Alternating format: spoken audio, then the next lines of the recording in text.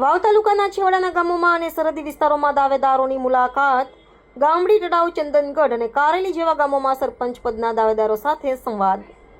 મોરીખા ગ્રામ પંચાયત ચૂંટણીના દાવેદારોએ મીડિયા સમક્ષ આપ્યું નિવેદન.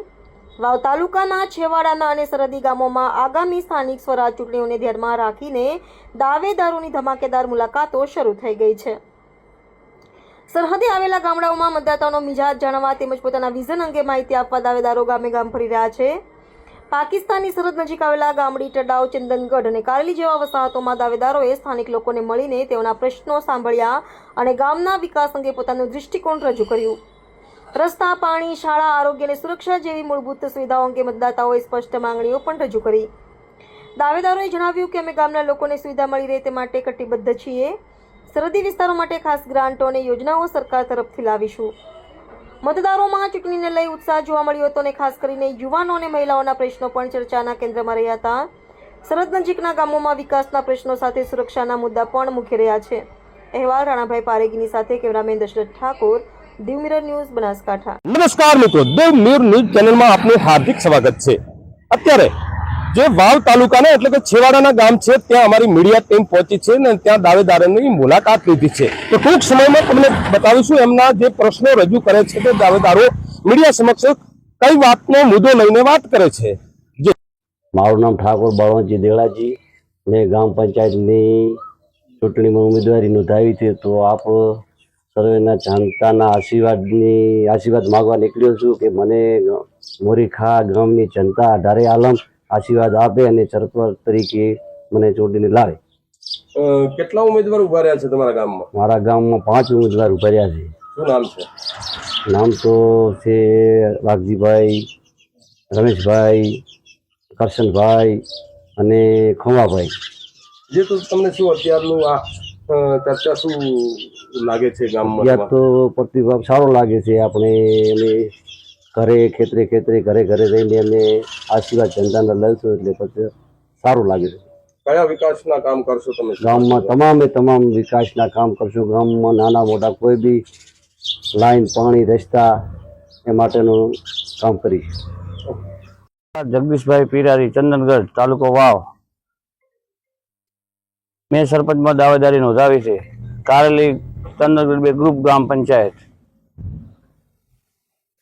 જી, તો તમે જીત્યા પછી કયો મુદ્દો હાથમાં લેશો? જીત્યા પછી પહેલો તો અમારે કેનાલનો એક પ્રશ્ન છે. કેનાલનો પ્રશ્ન છે એક. બીજું, તળાવમાં ખારાશ વધી ગઈ છે એટલે પાણી, કેનાલ વધારાનું પાણી આવે તળાવમાં પડ્યું એટલે ગામને ખારાશ વધે છે. અહીંયાથી નાળા નાખવાના 1 કિલોમીટર. પછી કોઈ આરસીસી ના રોડ બાકી જ છે. ગામમાં કઈ છોડ નથી. પછી દિવાલો બીજી કઈ થઈ જ નથી. પછી ગામ તળમાં અમુક છે ને પાછળના ભાગમાં પેલો મોલો છે, અહીંયા કોઈ ગામ તળમાં કોઈ છે જ નહીં. બધા બોવાડામાં રહે છે બિચારા. એ ગામ તળ નીમવાનું છે. અને કારેલીમાં પણ એ જ છે. ગામ તળમાં બાકી જ છે બધું. કોઈ કારેલીમાં પણ કોઈ વિકાસ થયો જ નથી. ગામ તળ બીજું કઈ નહીં. દિવાલ, આરસીસી રોડ કઈ જ થયો નથી હજુ સુધી. પાણી, વીજળી, પાણીની બધી અત્યારે તકલીફ જ છે પૂરેપૂરી. એની બધી માળખાકીય સુવિધા બધી હજી સુધી તો કઈ નથી. સુવિધાના નામે મીંડું છે, આરોગ્યના નામે મીંડું છે. હવે નવું મહેનત કરીશું અને પબ્લિક અમને એ ચાલશે તો કરીશું મહેનત બધી. મારું નામ રાજાભાઈ માવાજી પટેલ, ગામ ગામડી ગ્રામ પંચાયત. મારા ગામની અંદર 72 વર્ષથી ગામ અલગ થયેલું હતું. પંચાયત અને રેવન્યુ વિલેજ નહોતું. એ અમે અમારા સરપંચ શ્રી નીલાભાઈ આવ્યા એના પછી ગામ રેવન્યુ અને પંચાયત અલગ કરી સરકારની મદદથી. અને અત્યારે ગામની અંદર મોટો પ્રશ્ન જે હોય એ એક દવાખાનાનો પ્રશ્ન છે કે જે દૂર જવું પડે છે 7 કિલોમીટર. એક પીએચસી કે સીએચસી મળે તો એના માટેની મહેનત કરવાની છે. રસ્તા કાચા છે, રસ્તા માટેની મહેનત કરવાની છે. ગામને વિકાસ માટે એક બાજુમાં બંગલો છે, એને એ બંગલાનું સમારકામ કરી અને એને પણ સરખું કરી જોવાલાયક સ્થળ બનાવવાની ઈચ્છા છે. ગામની અંદર પીવાના પાણી બાબત હોય કે તમારા ગામના જે જનતા છે એમને શું સંદેશ આપવા માંગો છો? ગામની જનતાને સંદેશ આપવા માંગીએ છીએ કે ગામના ખેતરોની અંદર રહેવાસી બધા રહે છે, એમના માટે રસ્તાની સગવડો કરવા માટે પૂરી મહેનત કરવી છે. વત્તા ગામની અંદર આરોગ્ય માટેની સુવિધા કરવી છે. ગામ સોલરથી આ લાઇટ 0 બિલ આવે એના માટેની પણ વ્યવસ્થા કરવાની અને એના માટેની ઈચ્છા છે. ગામ તળાવ, મારું નામ ચૌધરી વશરામભાઈ જગમલભાઈ પટેલ અને અમારે ચૂંટણીના ઉમેદવાર શ્રી ભાવનાબેન દિનેશભાઈ ચૌધરી, જેમના તડાવ ગ્રામ પંચાયતના સરપંચની ઉમેદવાર તરીકે ઉમેદવારી નોંધાવેલ છે. બરાબર. જી તમે શું તમારી જનતાને સંદેશ આપવા માંગો છો? અમારી તડાવ ગ્રામજનોને સંદેશ અમે એ આપવા માંગીએ છીએ કે તડાવમાં 18 આલમ એમના નાનામાં નાના પ્રશ્નો અને સુખ દુઃખમાં ભાગ અને જેટલું ગામમાં જેટલો બનશે એટલો વિકાસના કામો અને રોડ રસ્તાઓ અને બોર જે પણ આપણે ગ્રામ પંચાયતમાં ગ્રાન્ટો આવતી હોય એમાં વધુથી વધુ લાવીને ગામના વિકાસ માટે અમે હાલમાં કયા વિકાસની જરૂર છે તમારે? કયું અમારા ગામમાં હાલમાં જેવા કે પીવાનું પાણી, પછી અમારા ગામમાં પૂરની સ્થિતિ થાય તો ઘણું બધું પાણી ભરાઈ જાય છે, તો એમાંથી કોઈ નાળા બીજા નાખીને એની વ્યવસ્થા કરીને ગામમાં પાણી ન ભરાય એવું. બીજું કે આરસીસી રોડ થયા પણ તૂટી ગયા છે, અત્યારે જગ્યાએ ખાડા છે અને એમાં જોવા જઈએ તો જે અમારે બારોટવાસ ને બ્રાહ્મણવાસ ને ત્યાં તો એકલા કચરા ને ગંદકી જ છે. આ 8 વર્ષમાં કોઈ જે અહીંયા આરસીસી રોડ કે એવું કંઈ બન્યું નથી. ઘણા સમયથી ખાડા વીજાઓ પડ્યા છે. પહેલું એનું નિરાકરણ કરીશું અમે. મારું નામ ચૌધરી વાઘજીભાઈ માનસિંહભાઈ છે. મુકામ મોરીકા, તાલુકો વાવ, જિલ્લા બનાસકાંઠાનો વતની છું. મેં મારું સરપંચમાં ફોર્મ નોંધાયું છે. મારું વાતાવરણ ગામમાં અત્યારે સારું છે અને મને મારે લોકચાહના ક્ષત્રિય કોમની મારી જાતે લાગણી છે અને સારી રહેશે એવું મારું માનવું છે. જી વાઘજીમાં અત્યારે જે પહેલા તમે 10 વર્ષ તો ચૂંટણી લડી ચૂક્યા છો, તો તે વખતે તમને કેવો અનુભવ થયો હતો? મને ખૂબ સારો અનુભવ થયો હતો અને વસ્તીનું મેં સારું એવું પાણી પીવાનું ગામમાં નહોતું બેડે તો ઘરે ઘરે મેં ચકલી કરી આપી હતી.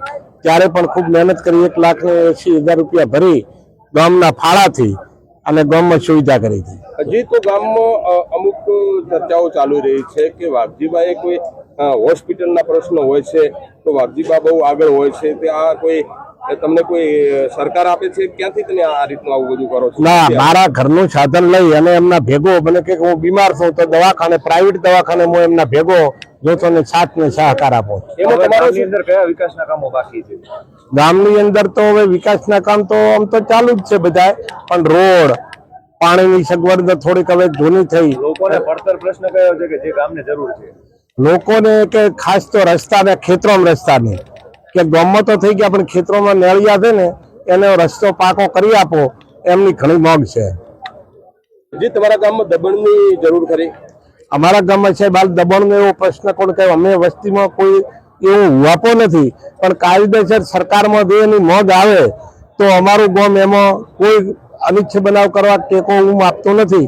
કોઈને નડતર, કોઈને પ્લોટ મળતો હોય તો ગામ રાજી હોય છે, ગામ કોઈ વિરુદ્ધમાં છે નહીં. ગામ તળાવ, તાલુકો વાવ. મારું નામ પીરાજી ભેમાજી રાઠોડ. અમારા સરપંચના ઉમેદવાર પ્રવીણસિંહ રાજાજી રાઠોડ તળાવ ગ્રામ પંચાયતમાં ઉમેદવારી પોતે નોંધાવી છે. અત્યારે તમે નોંધાવી તો ચૂક્યા છો હા, દાવેદારી, બરોબર. પણ અત્યારે કયા વિકાસના કામ બાકી છે તમારા? વિકાસના કામો અમારા તળાવનું અત્યારે તમે હવે ગામમાં પ્રવેશ કરતા જોયું છે કે વાવ તાલુકામાં ફર્સ્ટ નંબરનું ગામ આવે છે. છેલ્લા 5 વર્ષથી પોતે સરપંચમાં ચાલુ હતા. એમના 5 વર્ષના સમયમાં ગામમાં જે કામ કર્યા છે, અમારું પીએચસી તો એમાં સીએચસી બનાવ્યું, પછી રોડાના કામ લીધા છે, પછી દવાખાનું બનાવવાની પ્લાન છે. એમણે પોતે પોતાની 3 એકર જમીન દાનમાં આપી છે. હાલ કલેક્ટરના નામે ઉતારે ઉતરે છે, એટલે દવાખાનું પણ એમણે મંજૂર કરી નાખ્યું છે અને બનવાનું છે. બીજું કે આજુબાજુ જે લોકો ખેતરમાં રહેતા હોય છે એમને રસ્તાની ખૂબ અગવડતા હોય છે, એટલે એમને એ રસ્તાઓ પણ કરવા માટે કટિંગ કરવાનું હોય, માટીકામ કરવાનું હોય, એ લોકોની સુખાકારી કરે. પછી પાણી માટે એક સમય ઓછો પડે એટલે બીજો સમ મંજૂર થઈ ગયેલો છે, એ પણ કામ કરવા માટે પોતે ધગશવાળા છે. નાની ઉંમર છે અને બહુ કામમાં હોશિયાર છે, લોકોનું મળતાવાળા છે, દરેક સભામાં સારા છે. ગઈ ચૂંટણીમાં અમે 500 લીડ જીત્યા હતા. આ વખતે પણ અમારી સાથે દરેક 18 આલમ છે.